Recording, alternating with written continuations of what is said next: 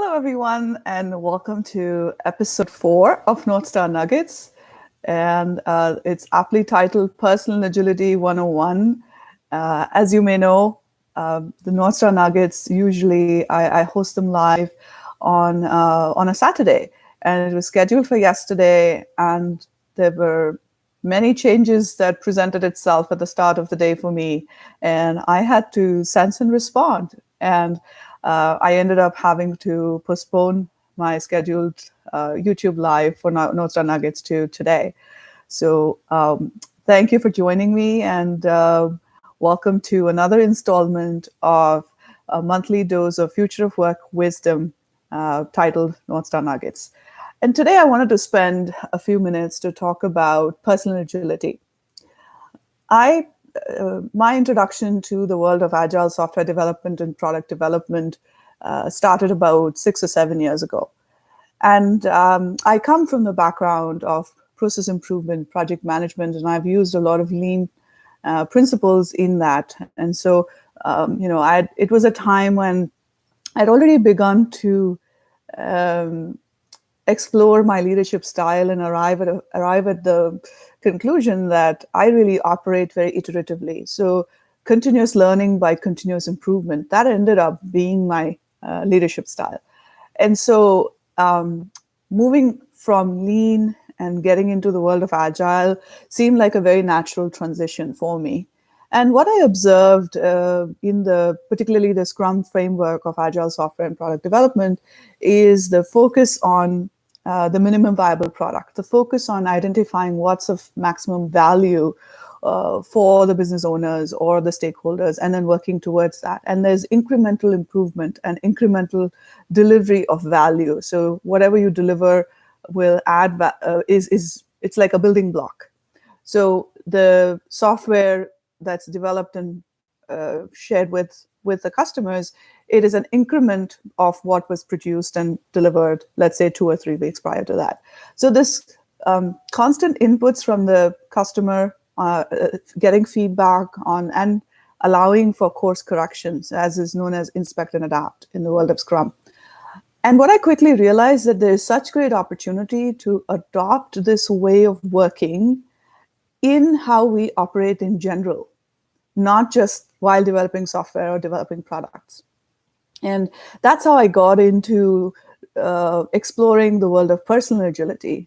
And well, fast forward almost a decade, and I'm really proud and grateful to be able to serve as a personal agility and self-leadership coach for mid-career IT and agile professionals.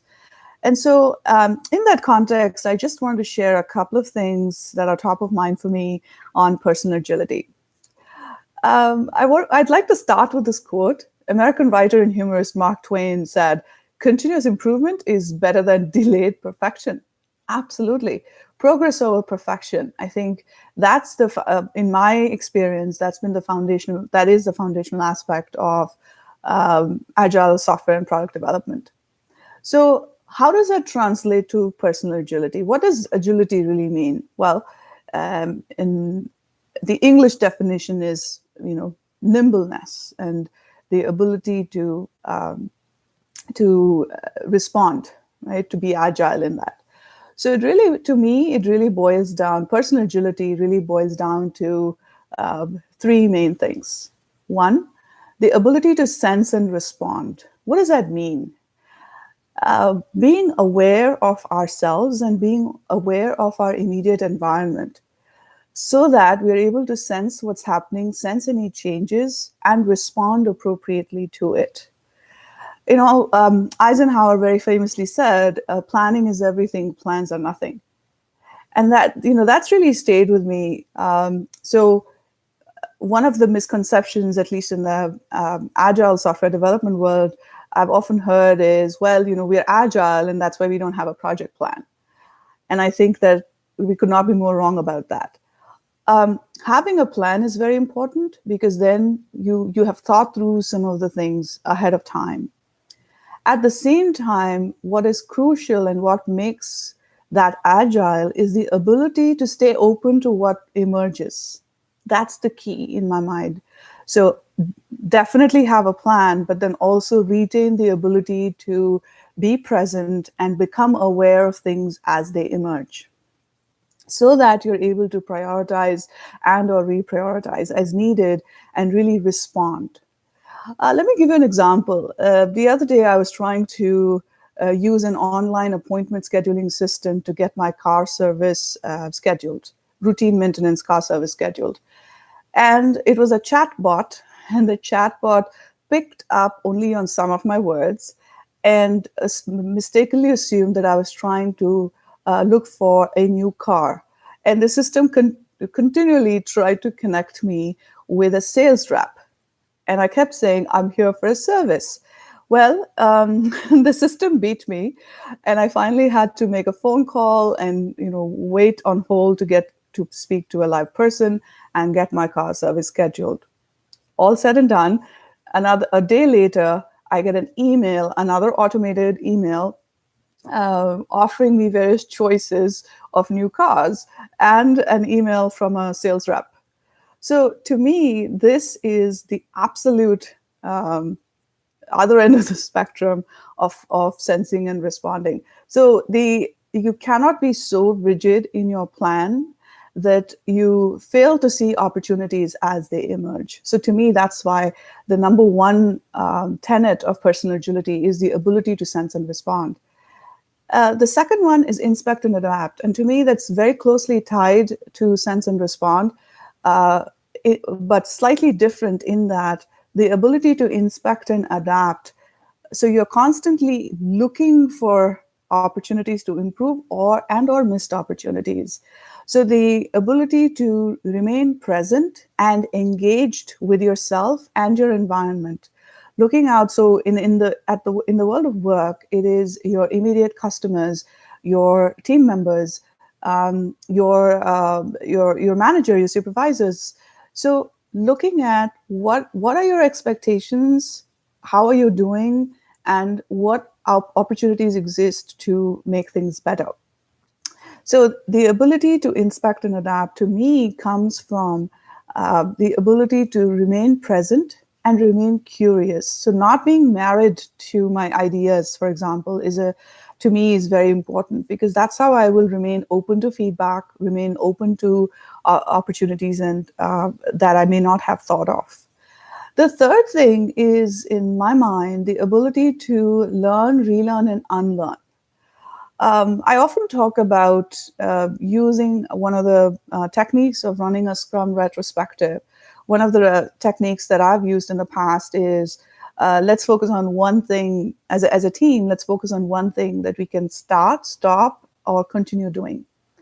And what that allows the team to do is, one, to focus on something that's realistic that they can achieve as an improvement item, and also it busts this myth that in order to make something better, you have to add something. And more often than not, if we really pay attention, sometimes removing something from the system is itself an improvement. So that's why, to me, that start, stop, and continue doing, I draw parallels to learning, both as individuals, as adults, and as organizations. So what is it that we can learn, relearn, and unlearn? What are some things that we can drop or stop doing? So to me, all these three tenets, the ability to sense and respond, the ability to inspect and adapt, and the ability to learn, relearn, and unlearn, to me, these form the three pillars of personal agility, if you will. The and how do I use it, or how can you apply it in the world of work? Well, there are many opportunities, and I'd like to focus on one of the opportunities that I'd like to focus on is your team meetings, for instance. Uh, typically, meetings have agendas, and that's your plan. But you have to allow for enough slack in your meetings, which means, what I mean by that is, if it's a half an hour meeting, ensuring that your agenda doesn't go over more than 20 minutes. So you leave 10 minutes of slack in your meetings. And that is how you create that opportunity to sense and respond, to inspect and adapt. And then So you do have a plan, which is your agenda, but then you also leave yourself room to sense and respond. So this also, to me, connects with some of the basic concepts of human-centered design, where you're looking to see, looking to learn. You're always looking to learn, and from experience in order to create better human experience. So that's one opportunity to practice personal agility, regardless of whether you have people that report into you or not. So that's the other beauty of personal agility. To me, it's a very crucial leadership skill, and it you don't require any positional power or title to be a leader, number one, and to practice personal agility. And in today's context, where there is so little that's in our control, we live in times of VUCA. That's another term I'm sure you've heard of, right? So volatility, uncertainty, complexity, and ambiguity. When things change so quickly, let's say you're on a trip now. Travel regulations change on a daily basis. So that's the world we live in. So how do you always stay in a position of strength so that you can act with confidence and conviction, right? And to me, that's where personal agility is a critical leadership skill. To me, it's a critical skill for any individual. And so that's why I wanted to talk about that today. And uh, I really also wanted to present another opportunity that you can think about in terms of practicing personal agility, and that is in terms of reskilling or upskilling yourself. Things are changing so fast. Organizational needs are changing. Job roles are changing. We are talking about remote and hybrid work and work from anywhere. So the ways of working and how we interact and relate to our coworkers, those are changing. We are working in more and more. We're part of multicultural global teams working across time zones and geographies. So the ability to sense and respond, inspect and adapt, learn, relearn, and unlearn. I think that these abilities have never been more important.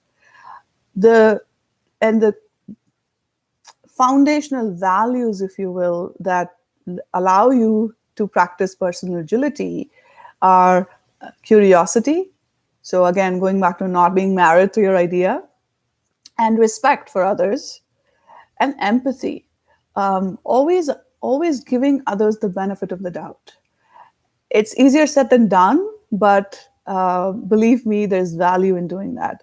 So what I've seen is people that are really successful in navigating complexity and the unknown are people that are always present with themselves and present to their environment. People who remain curious, ask questions, and don't expect themselves or others to have all the answers. And people who are lifelong learners. The last thing I wanted to call out here is that personal agility will, if not already, will be a critical skill and a critical differentiator in the job market. So how do you prove that even if you don't have all the answers, you know how to find them? That's another critical aspect. Yeah. And I'd like to close with a profound quote from Shigeo Shingo, who is considered the world's leading expert on manufacturing practices and the Toyota production system. He said, "Those who are dissatisfied will never make any progress. Those who are dissatisfied will never make any progress." So, what are you dissatisfied about, and what are you going to do about it?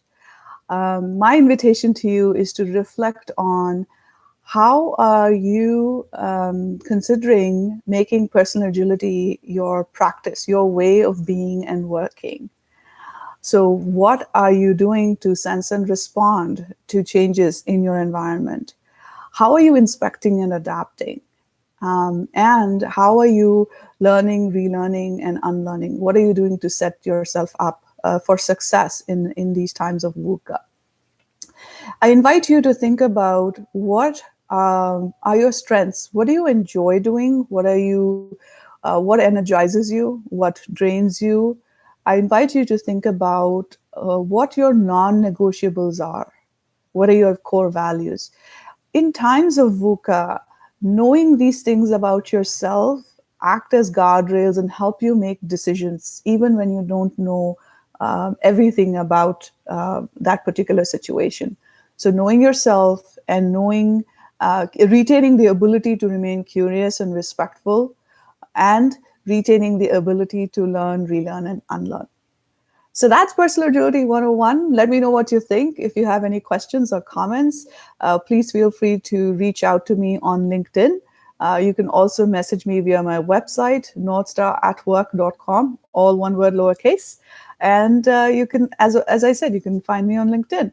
So until next time, wishing you well and closing out today's episode of North Star Nuggets on Personal Agility 101. Talk to you soon. Bye for now.